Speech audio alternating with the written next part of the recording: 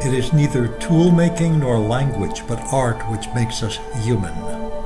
Monkeys and ravens make simple tools, a skill which they can even pass down. Dolphins have a language. Elephants have graveyards where they mourn their dead. But we do not only mourn the dead, we adorn them with symbols.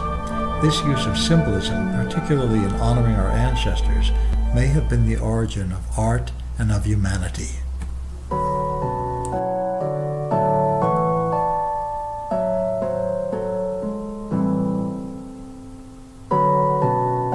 We are standing not only on the physical remains of preceding civilizations, but also on the ideological remains.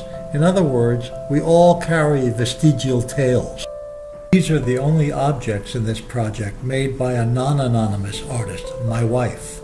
And this is a painting that I made from one of her sculptures from a live modeling session. After many years, it had lost its arms like Venus de Milo. This is a painting I did from an ancient Egyptian bronze sculpture that I saw at the Tower of David Museum in Jerusalem. It is of the Egyptian goddess Hathor, and the bronze mirror on her head represents the sun. These are 3 small sculptures I made of feminine archetypes. The figure of the woman has always been and continues to be an object of veneration.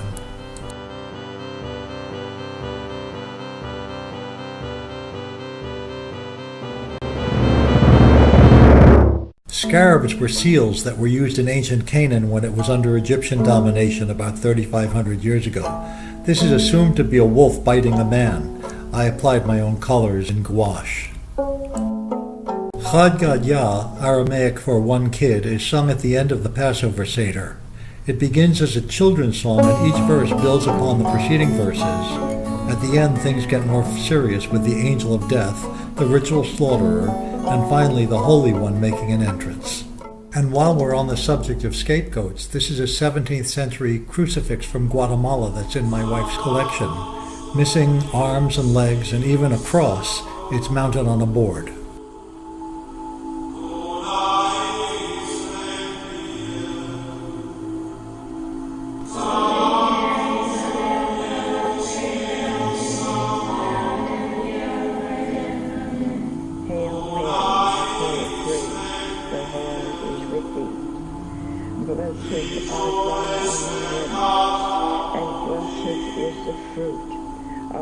A 19th century Santo angel from the Philippines, a hole in the back for a peg which attached the missing wings, also missing arms and legs, yet a ministering angel.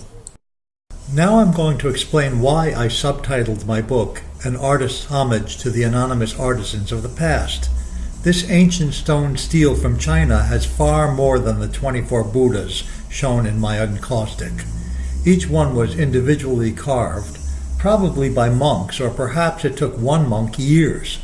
I took a picture of a section with a 1 megapixel phone camera and then duplicated it in various colors, coated it in wax, and mounted it on a board, framed it, and called it art. To which my wife responded, "Yes, but can you paint your grandmother?" In 1965, at the age of 16, I accompanied my father on a business trip to Japan, where I purchased 2 ivory netsukis. Less than 3 inches tall, this figure plays an ancient lute called a biwa. And this carved ivory horse on a pedestal that my father brought back from another business trip to Japan is one of the few things that have remained in my possession since childhood. An African nail fetish from the Congo in the collection of David Cassera, a dealer in tribal art, reminded me of images of Saint Sebastian. In my book, I mention several parallels. And everybody makes masks throughout the ages everywhere in the world. These were for sale outside the Metropolitan Museum of Art. I bought 3. We began with the idea that honoring our ancestors symbolically through art may be at the root of our humanity. We'll conclude this section with Elysium or Bust based on 4th century Roman funerary busts. My book contains many more paintings, sculptures, and stories based on objects of veneration, but I want to mention that there is another section of the book, Part 2, in which I look at my own cultural antecedents, which traditionally shunned images and venerated words. This section is entitled The Talmud, a Brief Travelogue. Respectful but unorthodox, it deals with how religion is coined using history, irony, humor, and popular culture.